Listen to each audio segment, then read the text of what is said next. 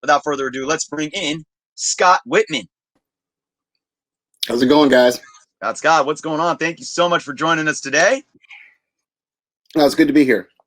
For sure. Hey, before we get deep into the conversation, we see you got on your shirt there. You got the pop-up comics shirt. You want to tell a little bit about that and what you got going on there? Yeah, pop-up comics, kind of exactly what it is. We started out doing shows, and then we decided to get a booth in an antique mall, and from there we got a bigger booth at a different antique mall, and we still do shows a little bit. But as you know, in the time of COVID, shows are done. At least big shows. Yeah. You get a small one here or there, but who can survive on that? So right. That's the short condensed version. You can check out our Facebook page. The website address is there. It takes you to the Facebook page. We try to update, like every week with new books. Sometimes it's only 3 times a month, but Awesome, indeed. Yeah, and I just checked them out yesterday, guys. So go ahead and hop on over there. The link down here, popupcomics.com. So Scott, so now you wrote for CBSI, even though you're no longer there. Obviously, that's how I came about a lot of your writing. Right. But tell me a little about how you got into the hobby itself and how that led you, writing about comics. Well, yeah, I started out reading comics like everybody as a kid. Eventually, I ended up working in a comic shop. Then I went off to school. I was at Joe Kubert School for a while. And I kind of had this on and off relationship with comics where sometimes, you're just like, I just can't do comics anymore. I need to save the money, spend it on something else. Everybody's been there. And then I come back for a while and then I leave. And this latest time I came back and I noticed the internet had all these different little comic communities. And one day I joined one on G Plus when G Plus was a thing. And I got invited to write about comics for CBSI, for comicbookinvest.com, because I was just doing stuff on G Plus, mainly so that I could remember, because I have a really bad memory, what appearances were happening and what things were happening with certain characters. And yeah, I wrote for them for about 3 years or so before I just decided I didn't want to answer comments and the questions in the comments section, and just, it's like, this is not fun anymore. But I still love comics. Boxes of them that need to get processed and sent to my shop. And, it's not just mine. It's more of a consortium. There's 4 of us that are pop-up comics. Right. Awesome. Hey, I hear your story. I hear you about comments too, because it takes a lot of work and sometimes a lot of, restraint. But yeah, let's dive into this issue of labels. And like I said, introducing you in here, I think the most prevalent one is the first appearance. And what defines the first appearance? We have terms like cameo, we have terms like full, and I think that you have a lot of collectors and hobbyists that sit on kind of opposite sides of the fence. I personally like to see myself as kind of in this middle ground, and not to put words in your mouth, but I think you're kind of there too, from the stuff that I've read. But if you don't mind, I wanna read a quote from one of your articles, and then we're gonna kind of break this down, shall we? Yeah, let's do it. So let's do it. All right. So you wrote, quote, "I firmly believe we need a better system of categorizing early appearances that is accurate, specific, and transparent. Calling a first appearance of a character a first appearance when it's only a panel or 2 isn't going to cut it anymore. By any logical definition, that's a cameo and should be listed as such. You could call it a first appearance all day. That's fine, but the word cameo needs to be there too." Now, before I let you jump in here, 2 points. One point is this. You clearly defined any type of time we first see a character as a first appearance. You are merely stating, though, that some of these first appearances need to be categorized specifically so we can differentiate them. And one more thing I want to add before we get into having you reply here is that I want to talk about the definition of cameo, because the main Merriam-Webster definition talks about it needing to be a well-known character in such as a play or a show or a film. But actually, if you go down deeper into the definition, when you talk about literature, the piece of it being somebody that needs to be well known is not there. That's only for like a live performance. So when you look at comic books, which is obviously literature, you could take that part out. So I wanted to make that clear. Cameo, like you said in one of your articles, merely is another word for brief, and brief clearly means what we all believe it to mean. So with that being said, I want you to jump in here and talk about what brought you to this understanding of saying, look, all of these things are indeed first appearances, but this is why we need to differentiate them. Well, the reason we need to differentiate them is because look at any other market. You don't, how do I put this? It's like the example you used a couple weeks ago, where you were talking about being at the grocery store and there's information on the box telling you what's inside. We don't seem to have that in comics. Like almost every other commodity, you have some idea of what you're getting for your money. And with comics, yeah, you could say it's a first appearance. Yes, I guess it is a first appearance, but it needs to be quantified because now we have money on the line.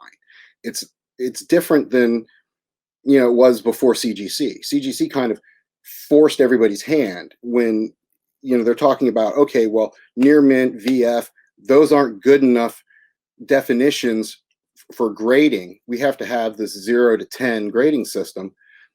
Appearances are no different because it affects the value of those books based on the size of it. So, you've got people saying, okay, this boot is the first appearance of a character. I forget, was it Son of Satan or whatever? And it's like, if you could look inside that book, would you pay what they're asking for that boot? And the answer is no, nobody would.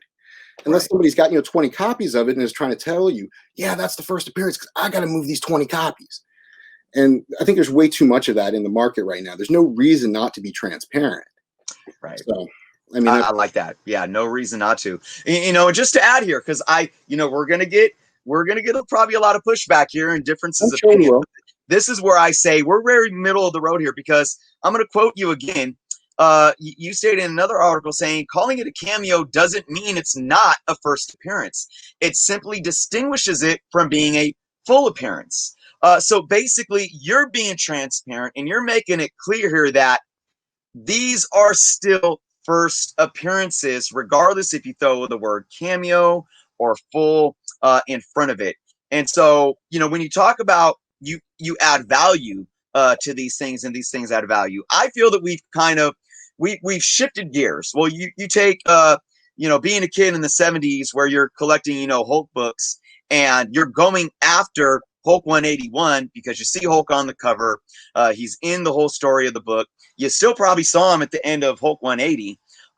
And the market demanded Hulk 181 before we had any labels being shoved down our throat. Do you feel like these labels are more important now because of where we're at in terms of the industry and how we say access information? Yeah, I think it is more important now because there's more money on the line.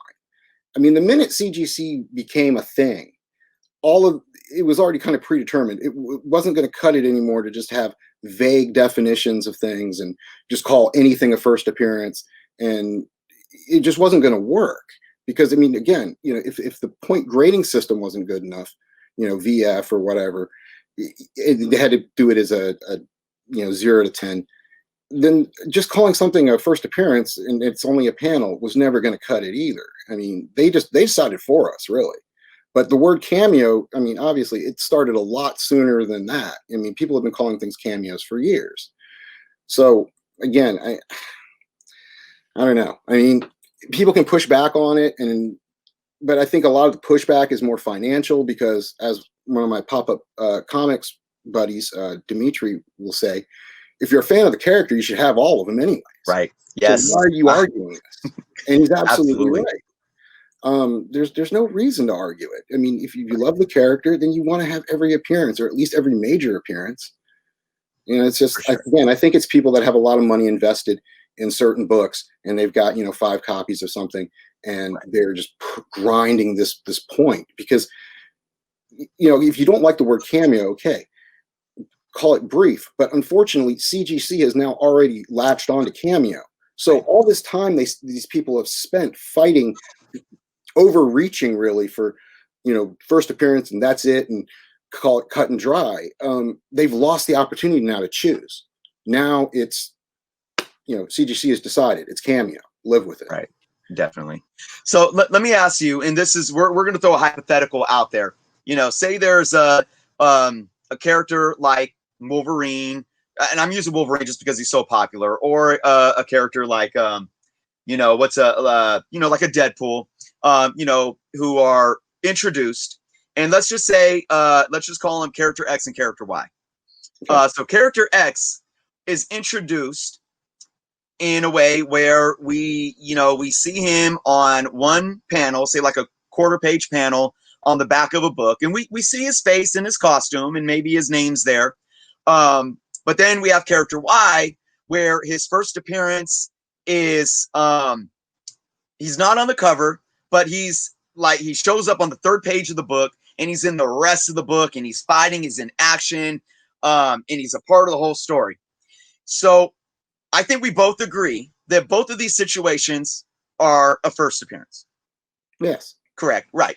So, and tell me if I'm wrong here, but I think I know how you're going to answer this. What you're saying here is that if we don't have the ability to just be those 10 or 12-year-old kids in this 1970s that can walk up to a newsstand and flip through a book, and we're sitting here in quarantine and we're going on previews, or we're going on mycomicshop.com, or we're going on eBay, or wherever we're getting our information from. We're going on Key Collector app, and there's both of these new characters in their books are hitting the shelves, and all we have is first appearance of character X and first appearance of character Y.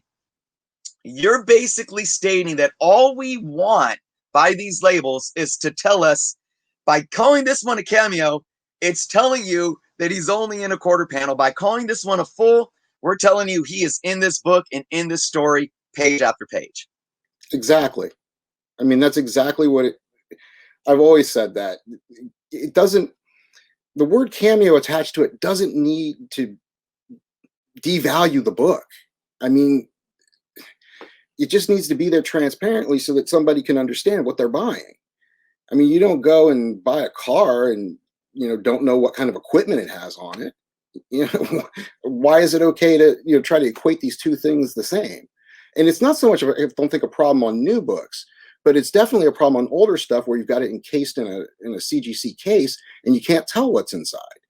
Because yeah, I guess you could, if you know how to find the nefarious spots to read almost every comic for free, then yeah, you do have access to being able to suss that out for yourself. But most people don't have that luxury. They don't know where to go, or all they can do is go by what their app tells them, but then the app is telling them something different than this website. But these are both things that are respected, so which is it? And that's why we all need to kind of agree that, okay, look, this needs to start happening. Absolutely. And again, it might turn out that character X, his book, ends up being the big book that week because it has a short print run, and so it doesn't matter that it's only a panel, because it's not going to affect the sales of the book. And Yep. that's why I just don't understand why people are against the transparency other than money. Like they've got money stuck in old books. Right. Absolutely. But again, So I like that you brought up, you brought up something that I think is very, very vital to this argument as well. And that's, look, I think we probably both agree that, look, you got to do your research. You got to do your due diligence. I talk about it all the time. You don't want to go into anything blindly. But look, everyone has different access to information. And what if that information out there in of itself isn't 100% transparent? So even the information that we are getting could be, I don't want to say wrong, but might not be 100% factual if somebody else is saying something else. And that brings me up to a question. Now, working with CBSI, I know they have, they're not really a database like Key Collector Comics or Go Collect, but you can go to their website and browse. They have a list of first appearances, and they do have some data that you can retrieve to see where these characters' first appearances are. Do you have a little bit of knowledge on, how they kind of compile this data? Sure. I mean, it's compiled by a lot of the people that write for the website. True Firsts is a column, weekly column by a guy, Toffer, and he's done a lot of research, and a lot of that stuff that's in their first appearance breakdown is stuff that he researched. Some of it's stuff I researched. Some of it's stuff that other writers have researched. And again, it's been verified to a point. I mean, there's other websites out there that back some of it up. But it wasn't just, hey, what does fandom say? When I used to write articles for CBSI, they were specifically on characters most of the time. And those articles were researched. Like I went and I read and I bought just about every book you could imagine on those characters. And you know what? We're human. We make mistakes. Sometimes I get stuff wrong. And you know what? There might be a few things on the CBSI page now, as far as the character breakdowns of first appearances, that might not be correct, because some new book might come to light that slipped by everybody. And you'd be surprised at how many times there are older books that slip by. Right. A good example is Batman 567. Everybody's like, oh, it's the first new Batgirl. It's like, no, it's the first Cassandra Cain. She doesn't become Batgirl yet. And nobody knew that she didn't become Batgirl until Shadow of the Bat, or no, Legends of the Dark Knight 120. Until I sat down and I read that whole run of that, was No Man's Land or whatever. That was ridiculous. Like, I didn't want to read all those books. I certainly didn't want to buy them. That's due diligence, though. You're putting in your work. Sure. And I can't vouch for any other websites out there, but I can vouch for, Toffer over at CBSI, because I know he's done the research, because he and I have had many conversations about books, and he's telling you about stuff. The thing about his articles is he's talking about like stuff for the super collector, like the person who's got to have every scrap of anything for these characters. And it's great because there's a market for that. Whereas I focus on comics. Like, this is the first appearance of this character. This is the first cameo appearance of this character. And in some cases, you'll have characters where they appear and then you don't see them for a while, but you see them in little cameo appearances. And I think that's another reason why the word, there needs to be a brief, because their first appearance may be a full appearance, but their next 3 appearances may all be little cameos. Right. And if you're just looking at a list on a website that says these are the issues this character appears in, you might not want those other 3. Right. But as a consumer, you kind of have that right to know. Yes. I mean, I think most people would agree in any other market. Yeah. And you bring up a good point there too, which kind of leads me into my next question. And so I recently had this issue with Amazing Spider-Man 135, which is highly recognized as the second appearance of the Punisher. And and I'm not bringing this up to be negative towards any outlet, but Key Collector states it one way, CGC and CBS state it another way. Comic Book Realm states it kind of different as well. And this goes back to our point about the resources that's out there. Even if we do our research, it doesn't correlate a lot of times. So when somebody says, "Oh, look, I love the Punisher, I can't afford his first appearance, I'm looking for a second appearance," and if you go on Key Collector app, he has 134 as the second appearance when you see Punisher on the last panel of the page, and he has 135 as third appearance. Whereas you go to Comic Book Realm, they do list 134 as second appearance, but they list 135 as third total appearance, but second full appearance. So I like the context there, but leading into these types of situations, I mean, where do you feel, or how do you feel we can, because like I said, there's no finger pointing or fault towards Key Collector Comics or Go Collect or CGC or Comic Book Realm or any of these entities that have these databases and whatever labels they're using. I think it's tough for them, and it puts them in a bad spot because there isn't a concrete, etched in stone definition for all these things. Do you kind of have a take on where you feel maybe like in the next 5 to 10 years that, the comic book industry as a whole can kind of evolve to where we can hopefully come to some kind of, industry standard or a higher level of transparency? I would like to think so. We'll see. I mean, it's like anything. Nobody knows 100% how it's going to play out. Who knows? Somebody could come up and be a player and come up with some new term, and now all of a sudden everybody migrates to that. Uh, Again, what it's going to really take is for everybody to kind of stop pushing against at least the word cameo for now, and just go kind of accept it and go, okay, cool. We're going to go ahead and do this. And then if somebody comes up with a better term later, they can plug it in there.